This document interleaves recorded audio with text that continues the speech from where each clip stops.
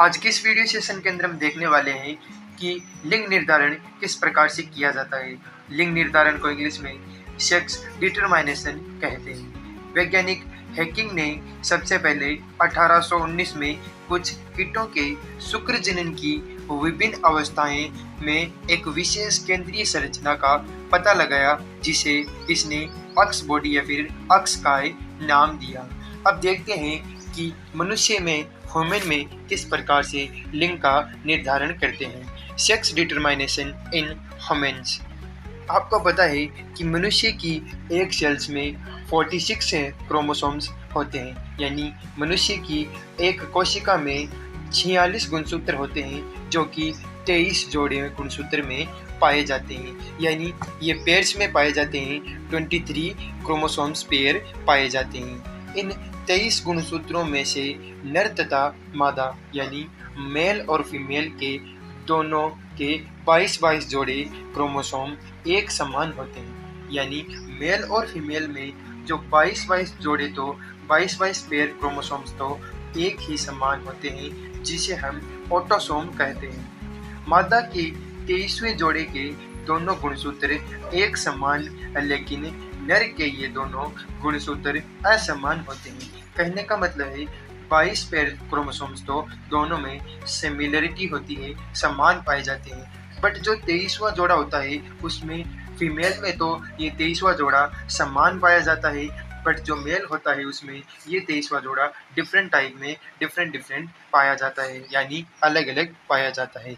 इसमें एक लंबा और एक छोटा होता है, यानी जो मेल होता है उसमें 23वां जोड़ा असमान पाया जाता है, जिसमें से एक तो लंबा होता है, टॉल होता है, और दूसरा स्मॉल होता है, यानी छोटा होता है। लंबे गुणसूत्र को अक्स कहते हैं तथा छोटे गुणसूत्र को वाई से व्यक्त करते हैं, अर्थात नर के 23वें जोड़े को लिंग गुणसूत्र सेक्स क्रोमोसोम से कहते हैं, क्योंकि जब निर्माण होता है, संतति डिफाइन होती है, तब ये जो मेल वाला गुणसूत्र होता है यही संतति का डिफाइन करता है।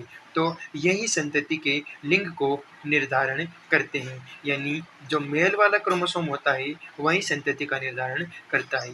यदि निषेचन के समय किसी अंडाणु से एक्स गुणसूत्र वाला शुक्राणु मिलेगा, तो इससे बनने वाला युग्मनज जायगोट में अक्स अक्स गुणसूत्र होंगे। अर्थात यदि संतति मादा होगी, लेकिन यदि किसी अंडाणु वाई से गुणसूत्र वाला शुक्राणु मिलेगा, तो इससे बनने वाला जाइगोट में अक्स वाई गुणसूत्र होगा, अर्थात उत्पन्न संतति नर होगी।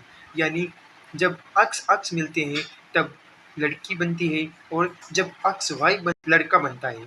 सैद्धांतिक रूप से मनुष्यों में 50% नर तथा 50% मादा, यानी 50% फीमेल तथा 50% मेल बनने की, संतान उत्पन्न होने की संभावनाएं पाई जाती हैं।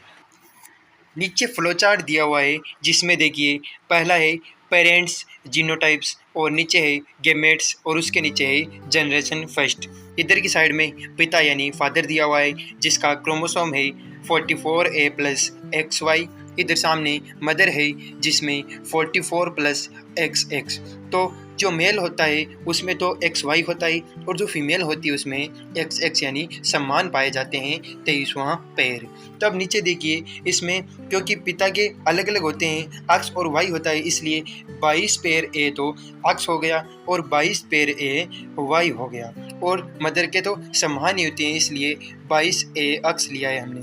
तो अब देखते हैं 22A अक्स की 22A वाई से करवाते हैं, यानी मदर से फादर का फर्टिलाइजेशन करवाते हैं, तो गेमेट उत्पन्न होता है, उसमें फर्स्ट जनरेशन बनती है, वो 44A + अक्स अक्स बनता है। अब हम 22A + वाई का 22A + अक्स से करवाते हैं, तो जनरेशन 44A + अक्स वाई बनती है। यानी जब 22A + अक्स का 22A + अक्स से करवाते हैं, तब हमारी उत्पन्न फर्स्ट जनरेशन में संतान मादा बनती है, यानी फीमेल बनती है। जब हम 22A + वाई का 22A प्लस अक्स से करवाते हैं तब उत्पन्न संतान 44A प्लस अक्स वाई बनती है, जिससे हमारी फर्स्ट जनरेशन उत्पन्न संतान नर बनती है, यानी मेल बनता है। तो इस प्रकार से सैद्धांतिक रूप से कहा गया है कि अपन की 50% नर बनते हैं और 50% मादा बनने की चांसेस रहते हैं।